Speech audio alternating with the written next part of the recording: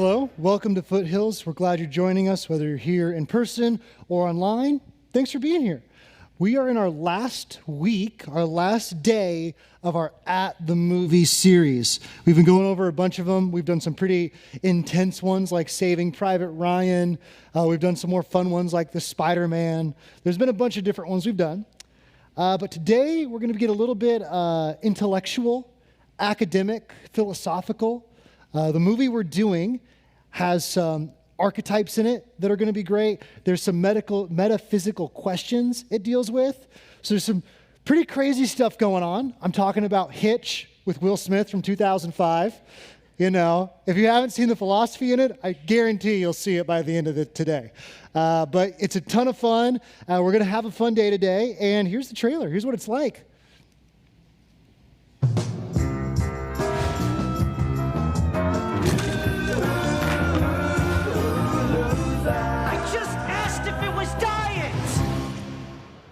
That's where I come in. Excuse me.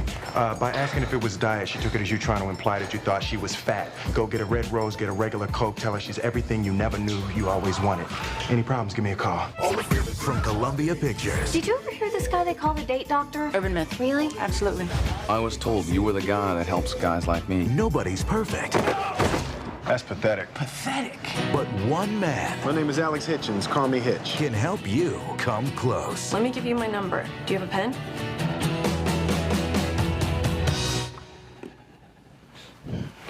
Yes, I do. Great. He can show you the moves. Elbows, 6 inches from the waist, 90-degree angles. This is home. You see somebody you know, I don't want none of this. Don't bite your lip. Stop biting your lip. None of this. Okay, see, now that's what I need to be learning. In the club with my homies, trying to get a little VI, keep it down on the low key. Don't ever do that again. He can teach you the rules. It's really necessary. Have you seen your back? The guy with all the answers. Whenever I'm around, I just can't get my stuff right. I saw that going differently in my mind. Will have some questions of his own. Is it me or is it just a little itchy in here? Wow, are you okay? Well, I know what's happening. You think that I'm in a stressful state because I'm trying to make a good impression? No, I think you have food allergies. Oh, Will Smith, it is not that serious. Oh! Hitch, the cure for the common man. 8 out of 10 women believe that the first kiss will tell them everything that they need to know. The secret is to go 90% of the way and hold. Now show me the magic. Show me the magic. What the was that? I'm showing you the magic. No, I said come 90 and then I come 10. You don't go the whole 100. You overzealous. Oh, man. I mean, if you can't see the philosophy in that, I don't know what to tell you. Hitch is a rom-com. It's a chick flick, right? It's a ton of fun. It's one of my favorites. And what is every rom-com built on? It's built on the romance, right? It's built on the idea that falling in love is a good thing. See, when I said we're talking about metaphysics, physics are like the stuff you learn in high school, like talk about friction, like they probably did like the drop the hammer and the feather and all that kind of cool stuff. Some of you probably didn't pay any attention because it wasn't your thing. I get it. But metaphysics are about the questions beyond like the physical world. They're the questions of what really matters, what makes us meaningful, what makes our lives meaningful, what is our purpose. And every rom-com says that part of what matters in life is falling in love, is building a relationship, is having someone that you care about, that you sacrifice for, and you work and sacrifice to build that relationship over time. That's what every rom-com, every good rom-com at least, has at the heart of the story. And Hitch is no different. We've got Hitch. He's the date doctor, right? He helps guys. He's the cure for the common man. Helps guys figure out how to talk to women and get to know a woman and be confident and that kind of stuff. And it's a ton of fun. So today we're going to talk a little bit about the implications of that premise, of that idea that falling in love matters. Because if falling in love matters, if love is an important and a good thing, then that is what we would call a truism. It's something that is a truth, not like a fact, but it's like something that is ingrained in who we are. It's a metaphysical truth. It's kind of like the laws of physics. Like, you know how gravity is one of the laws of physics? It's like that is a law of people, is that love is a good thing. And I think that we would all agree with that. Love is a good and powerful thing. No rom-com does a perfect job, and we're not here to say that Hitch is the gold standard for relationships, but we are here to say that we can learn something from Hitch, because what we can learn is the implications of having that truth. Now, I'm going to talk a lot about truth today, because if you are someone who does not believe in God, I want to be on your level with you. I want to use language that you'll understand. I want to talk about truth, because in Christianity, we believe that Jesus is the truth. But I don't want to make that jump for you yet, because you may believe in truth. You may believe that, there is this truth. Love is a good thing. There is a purpose that we're here for, but I don't know what it is. And that's okay, because if you're in that bucket, I'm just going to talk about a lot of truth today, truth and love. And I'm going to talk about love because we got a rom-com, right? Makes it super easy. But if you're a believer, let me talk to you for just a minute. If you're a believer, I have a couple verses I want to throw at you to talk about love, but not just love, but what love is equal to, or truth. In John 14, verse 6, Jesus says, I am the way, the truth, and the life. No one comes to the Father except through me. Jesus is claiming to be the truth. And I'm a little bit of a math guy. And math, when we see the word is, or the word is for, if you're talking about yourself, is the word am, that's a big equal sign. So in this, what I want to take from this is that Jesus equals the truth. But Jesus is more than just the truth, because we see in the first chapter of John, John is writing about the Word. And we see that when John is writing about the Word, he's talking about Jesus. And he says, in the beginning was the Word, and the Word was with God, and the Word was God. Jesus equals God. So Jesus equals truth, and Jesus equals God. And what does God equal? God equals love. In 1 John 4:8, John is talking about some other things, so there's a little context, but he ends by saying, God is love. Whoever does not love does not know God, because God is love. Another equal signs. And there's this really cool thing. It's actually not really cool, it's nerdy, but I think it's really cool. Cool thing called the transitive property, which means if something equals another thing, and this thing equals that thing, then you can make a bunch of equal signs all line up. So Jesus equals the truth, Jesus equals God, Jesus equals love. All these things equal each other. So today I'm going to talk a lot about pursuing truth, finding truth, and how our attitude towards truth affects who we are. And if you're someone who is not a believer, great. We're talking about truth. We're talking about those deep questions of meaning that philosophers have been trying to get at for centuries. If you are a believer and if you are a Christian, then I'm talking about that truth. In our faith, we believe that truth is Jesus. And the reason I'm okay breaking this up is because I firmly believe what Jesus says in John chapter 14. When he says, I am the truth, I believe him 100%. So I believe that if you are a non-believer, if you are someone who does not know Jesus personally, you're someone who thinks, maybe there's parts of the Bible that you think are a little too out there, whatever it may be, whatever your holdup may be, I believe that if you honestly pursue truth, you will find Jesus. So that's kind of our little introduction. That's our start, because now what we really want to talk about is the movie, right? The characters, what happens. I called them archetypes. They're characters, but they're also archetypes. And the reason why is because they represent something more than just who they are. Hitch represents more than just he is. Albert represents more than just he is. And Vance, who we'll talk about too, represents more than he is.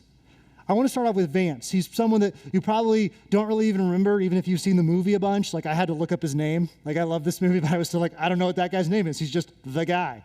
But I watched again, I found what his name is, and Vance is a very specific type of person. He's a person, he represents a group of people that are real. He represents people who don't believe there is a truth.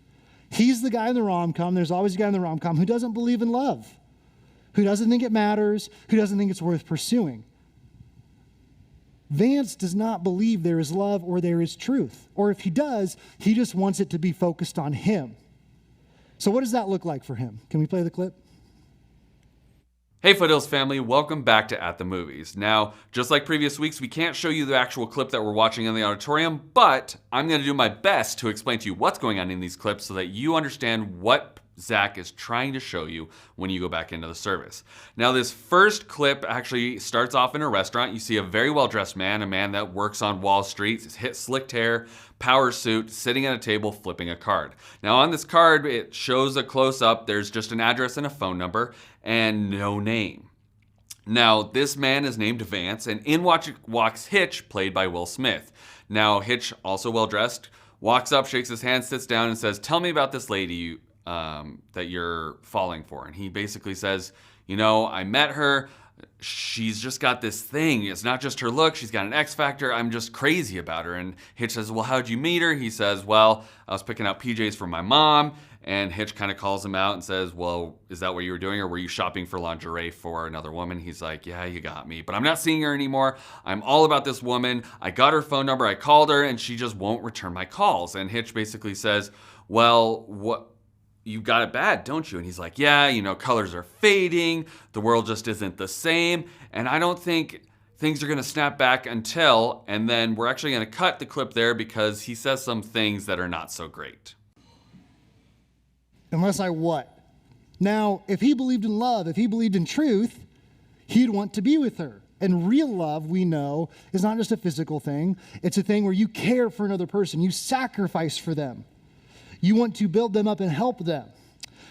And that is not Vance. See, Vance is selfish. All he cares about is himself, bending love or truth or whatever it is to fit his world, to be what he wants it to be, and so he can enjoy it.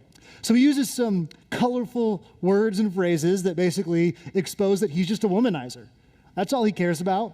And so Hitch has a pretty good response. Now, coming back into this clip, we're just a few moments later, and Hitch basically says, "You must misunderstood what I do." And Vance basically says, "Yo, you help people hook up." And he's like, No.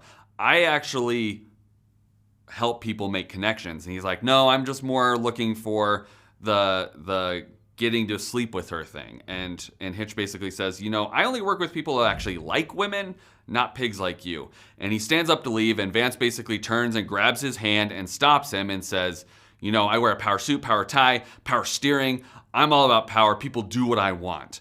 And Hitch says, "Oh, that's kind of like a metaphor." And he's like, "Oh yeah, it's definitely a metaphor." And then Hitch basically puts him in a wrist lock and throws him on the table, and he says, "You know, I'm more of a literal kind of guy. Like, I will literally mess you up if you ever touch me again." Now at this point, Hitch confirms that he's understood and then lets him go and walks away, and Vance looks nonplussed, to say the least. And now we're going to go back into the auditorium so Zach can elaborate on what this means in our walk. It's a pretty good response, right? Like, the guy's being gross, the guy's being awful, and I'm like, way to go, Hitch. Take it to him. Show him what's up.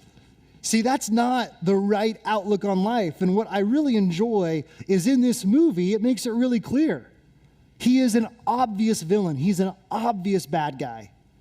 Pretty easy to see that you don't want to be like him. He's not the guy that you want to be like, that's the hero of the movie. No, he is not. But there is this idea in our culture in America that reality is whatever you want it to be. You can make the world whatever you see it as, and then reality should bend to you. Whatever you think is most important in life, that's what's most important. Whether it be, a lot of people, there's people who are workaholics. There's people who care so much and idolize things. And they're like, this is my world, this is my reality. And even if they don't understand that's what they're doing, that's who they are. So when we talk about truth and we talk about pursuing truth and finding truth, answering these questions of meaning and importance to who we are as people, there are answers. Don't be cynical about them. Don't believe that they're not out there. Don't believe that they are meaningless, because they're very important. That's the archetype of Vance. You don't care about reality. You don't care about those questions. You don't care about any meaning or purpose. You just want to get what's yours and enjoy life the way you want to. And it's so easy to see in the movie, and that's one thing we love about these movies, is it makes it so clear how that is a really gross way to live. But who was he talking to in that scene? He was talking to Hitch, right? And Hitch comes off looking pretty good. You know, he stands up to that guy. He's like, look, my clients actually like women. That's a really important part of this for me. You got to actually care about the person. And we see throughout the movie that he's helping all these guys get married. He's got all these wedding invitations on his fridge and all these guys who are like, you are so important in me being able to, you know, start a relationship with my now wife. And it's super cool to see that he's such an advocate for love and he helps so many other people find love. But there's this weird thing in the movie where he's not in love. How does that make sense that this guy who is helping so many people find love and he knows so much about, I mean, he's the date doctor, right? He knows a thing or two. One of my favorite little things in the movie that I didn't notice until I watched it a couple times is there's this one scene where he's like working in his office or whatever, and it pans over and he's got this like dating board behind him with all these like lines on it and stuff. And I'm like, he's like researching stuff, and it's hilarious to me. But as much as he is working on love, he is not in love. And, you know, in rom-coms, there's always a bad thing that happens that splits the people apart. And so when it happens, one of his clients, Albert, who's Kevin James, who he's been trying to help with this amazing woman who all these guys want to be with, it all comes crashing down, and Albert confronts him about it. And this is what happens. Hey Foothills family, in this clip we actually are looking at Hitch and Albert. Now at this point, Albert walks into Hitch's apartment and he's carrying a box of Krispy Kremes, and Hitch kind of looks at him and he's like, how you doing? And he's like, well, I figure if I can get my heart to stop beating, it won't hurt so much. So he's obviously in a big depression. He's very hurt over the breakup with him and Allegra. And Hitch basically says, you know what, you'll be fine, we'll get it worked out, and offers him some coffee and walks into the next room. Now at this point, Albert comes in and says, I want you to fix it. And he's like, no, you don't need this. Let's just move on to the next one. We'll figure something else out. And he says, you know what? I've can't stop thinking about her. Every moment of my life is filled with thoughts of being with her. And if this is the only way I can stay connected to her is by feeling this ache, then I will endure it. And Hitch kind of gives him like what are you talking about? Why would you do that? And he's like, I've waited my whole life to feel this miserable, is what Albert says. I've waited my whole life to feel this miserable. I don't want to give this up. And then at this point, Hitch gets defensive and he's like, you can get through this. You can change and you can adapt and you can get over her. Now, Albert at this point says, you don't actually believe in the thing you're selling. This whole idea of love, you sell it, but you don't buy it. And he's like, I just don't believe in jumping out of an airplane without a parachute. There's no reason to do this. And Albert says, oh my gosh, I can't believe this is who you are. And Hitch gets defensive and says, love is my life. And Albert counters and says, no, love is your job. And there's contention between these two guys. And Hitch basically reiterates, whatever, man, just go away. And as Albert's walking out, he basically says, I feel sorry for you. And Hitch kind of blows him off a little bit more. And finally, Hitch says, where are you going? And Albert says, I'm going skydiving. He's going to go and jump out of that plane without a parachute because that's how important this love is for him.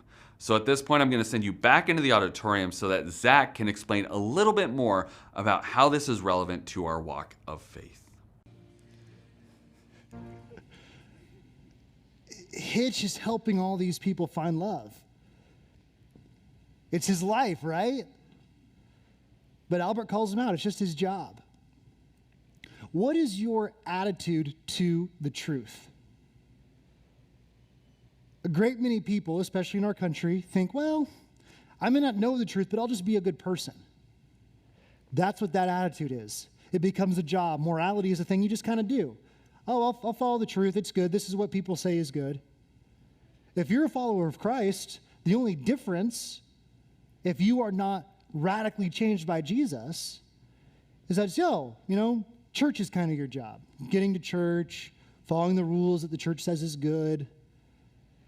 And we see in this scene that is not enough. Hitch is selling a product that he isn't buying. So what is your attitude to the truth? Because Vance is that it doesn't matter what it is, it's all meaningless, I'm gonna do what I want. And he's an obvious villain, and I think most of us can see that there has to be some truth out there, whether it be Jesus or whether you're not sure. But we have Hitch, who, as cool as he looks in that first scene, and this one is kind of exposed. What do you believe about the truth? Do you believe you really have it and you are living out life to the full implications of that? Do you really know Jesus, and are you living life to the full implications of everything he will do in your life? There's one character that does represent that, and that's Albert. I don't have just one scene for him because throughout the movie, he's just, he's batting 1,000. He's throwing 99 miles per hour. He's doing great. He's spilling mustard on his shirt every time he's there. He tries to dance, Hitch is like, do not dance that way. And then what does he do? He dances that way.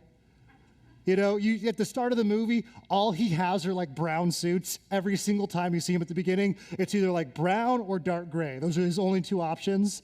And then one of the first things he does is go to a fashion show.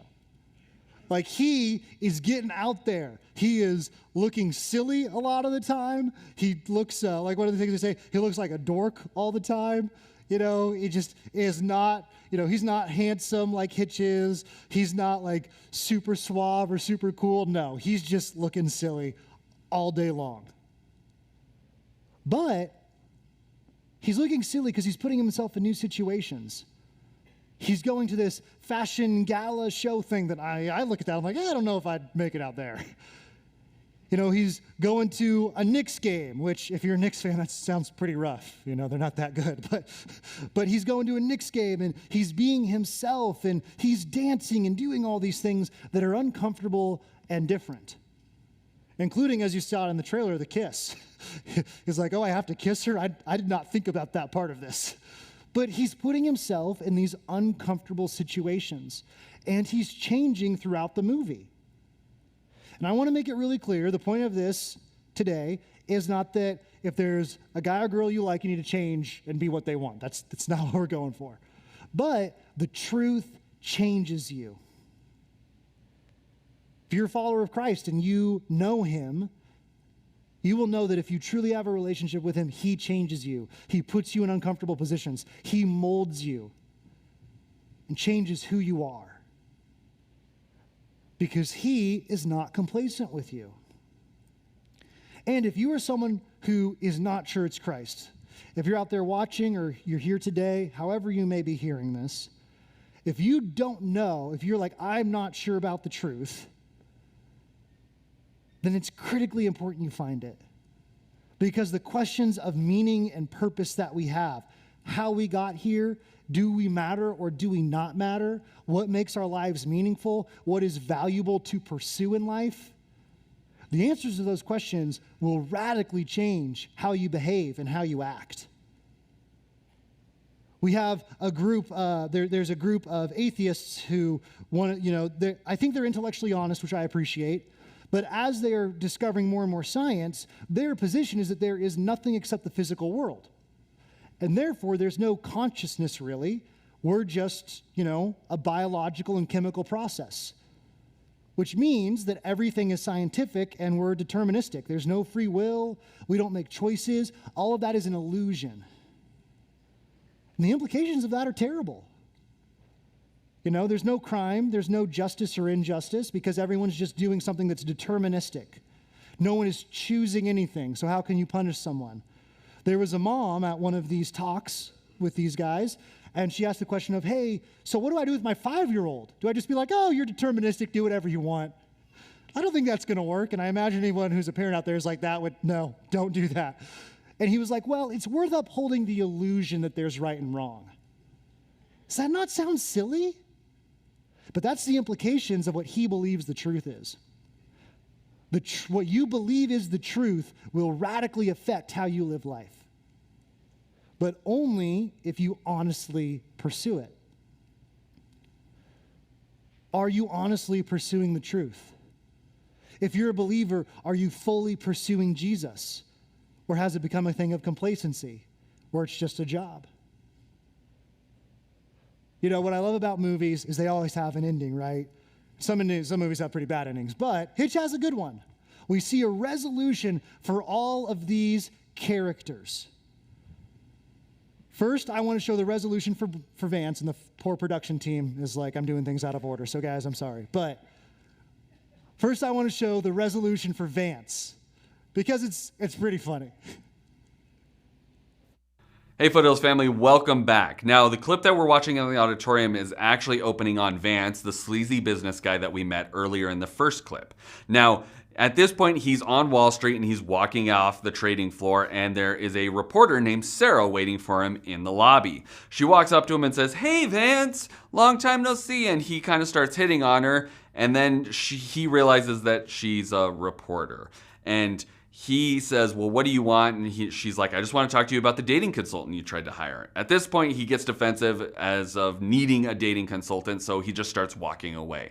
As she follows him outside, she basically threatens to just write whatever she wants if he won't give her an actual quote and post a very unflattering picture. He says, "What unflattering picture?" Turns around and she snaps a photo. She's got him again. Now at this point he's getting flustered and he says, "What do you want from me?" And she's like, "I want the truth, otherwise I'm just gonna write whatever for the guys on the trading floor." So he says, "All I have is this card. I don't know his name. I don't know what he's even doing." And she says, "Okay." And he says, "Is there anything else you need from me?" And she says, "Just one thing." And then she grabs him and kicks him in the privates, at which point it ends with his head going into the back of the Bronze Bull on Wall Street. So I'm gonna send you back to the auditorium with Zach. I think he had it coming. But that's kind of the way that archetype ends. That's kind of the way that path ends. You're selfish. You don't care about anyone else. You adjust the reality to just fit whatever you want. It's going to cause some conflict, and it's not going to end up super well for you. So that's his, but I think we all know that that's not the direction that we want to go. That's not what we most likely believe in. Whether you believe in Jesus or not, I doubt that you believe that there is absolutely no truth and nothing out there that matters. So what happens with Hitch and Albert? You know, when we last see them in that scene, Albert is going to go skydiving without a parachute, looks like. Hitch is reeling from what's all happened. But Hitch and Albert both make positive decisions that show something. Now in this final clip, we actually see Hitch and Allegra, who is Albert's love interest, on her yacht. She's very well off, and you can see that in the way she dresses and the decor of her boat. Now, as she walks in, Hitch says, "Oh, thanks for meeting with me." And she says, "I didn't really have a choice. You told me it was a matter of life and death." Now, Hitch basically says, "I don't know what you think I do. I'm not some miracle worker or voodoo witch doctor. I didn't cast a spell on you. All I did was create opportunities for you to notice Albert." And she kind of scoffs at this, and he's like, "Would you have noticed him?" And she says, "Yes, well, maybe, eventually." And she's less and less convinced the longer she thinks about it, about whether she would have actually seen who Albert was truly. At this point, she basically says, "Okay, well, you must have done your research, because there was all of these things that you wouldn't have known about me unless you'd done these, like how I couldn't whistle in boarding school and all the kids made fun of me, or how Albert danced because then I wouldn't feel so awkward, or how he spilled mustard on his shirt so that I wouldn't feel so nerdy." And Hitch kind of looks at her dumbfounded and goes, "I didn't do any of that. That was all Albert." And then Allegra says, "Well, what about the inhaler?" And Hitch says, "He showed you the inhaler?" Because this had been a whole scene earlier about him never showing her his inhaler. And she says, "Yeah, he showed it to me, and then he threw it away right before he kissed me." And so she finally says, "Well, what did you do?" And Hitch walks up to her and he says, "Nothing. Absolutely nothing. He didn't do anything to help Albert and Allegra fall in love together. It was just them being them together." At this point, Hitch is ecstatic that he hadn't ruined this relationship, that he walks up and hugs Allegra. At this point, Albert walks in and sees them hugging and gets a little upset. He says, "Oh, this was your plan the whole time, to sail off into the sunset with my girl? Well, I'll show you," and tackles him to the ground and starts choking him and saying, "You were like a brother to me. You were like a brother to me." And Allegra's trying to stop him and finally says, "He was here for you, to save you." And Albert says, "Who?" And Hitch says, "Me, the guy you're choking." At this point, Allegra and Albert kiss, and I'm going to send you back into the auditorium with Zach. So it's a lot of fun. So that's one of the resolutions. But the two resolutions I want to focus on are one for Albert. He has submitted himself to finding love, to being honest and truthful about it, to being genuine. And so he's put himself in these uncomfortable situations. He's done new and different things, and it's changed him a little bit, and he's found what he was looking for. And even through this difficult time, this obstacle where they're broken up almost, they come back together, and he's rewarded because he is genuinely seeking. And for Hitch, he's been this date doctor for years, and he's been helping all these guys, but at the end of the day, he's like, I wasn't doing anything. He gets to this point, and he realizes all of my work was nothing. So where are you? Are you just trying to be a good person, following the rules, doing it as a job? Because if that's your attitude towards truth, towards finding the answer to these metaphysical questions, it doesn't end up anywhere. It ends up with nothing. The work you've put in wasn't really work. It hasn't helped achieve a goal. At the end of this right here, in this scene, Hitch is still single, not dating anybody. That's where you end up. But Albert has been genuinely seeking this true thing. So he ends up where he wanted. Now, because Hitch is living in this contradiction, we see that, he goes after the girl at the end in his classic rom-com, and it's great. It's a ton of fun. But that's not really what we need to talk about right now. What we need to talk about is where you are at. My challenge to you is to start seeking truth wherever you are. Are you a non-believer? Well, the questions of human nature and purpose and meaning are incredibly important. I don't think you can just dismiss them. Are you trying to humbly discover the answers to those questions of meaning and human nature and purpose and life? If you're a believer at any level, whether you've just come to Christ, whether you've been a believer for years and years and years, are you trying to truly pursue him? Is Jesus something that you use to try to pass off your morality and be a good person? I was reading Jeremiah this morning, and after the fall of Jerusalem, there's this scene where there's this group of people, some of the last of the Israelites are left. Everyone else has been carried off into exile, and they want to run to Egypt because they're scared they will be attacked. And they say, to the prophet Jeremiah, ask us what God is saying. Should we go to Egypt for safety, or should we stay here? And Jeremiah comes back to them a week and a half later and says, hey, God talked to me. He said, you're just trying to use this to get approval. You're not actually asking God for direction. You're just trying to get his stamp of approval on your plan. And let me tell you, he does not stamp it. You need to stay here. And they call him a liar and they leave anyway. Is that your perspective? Is that your attitude towards God? He's here to stamp off your morality, to stamp off that you've been a good person? Or are you genuinely seeking him? Are you putting yourself in uncomfortable positions? Are you looking at these questions of your faith that are struggles to you and difficult? Are you asking him to change you? Whether you're a believer or not, seeking truth is a genuinely important thing. And it's one of the most important things that we can do in our life. So if you are a non-believer, I challenge you to seek that, to look at those questions, to look at this, our society, our culture, this world that we live in, and try to discover what are the answers to those. If you are a believer, pursue Christ on his terms and not yours. Let him mold you and shape you and sculpt you. Whatever the truth is, you need to discover it, wherever you may be. So seek truth and let it change you above all other things. Let's let Emma close this out.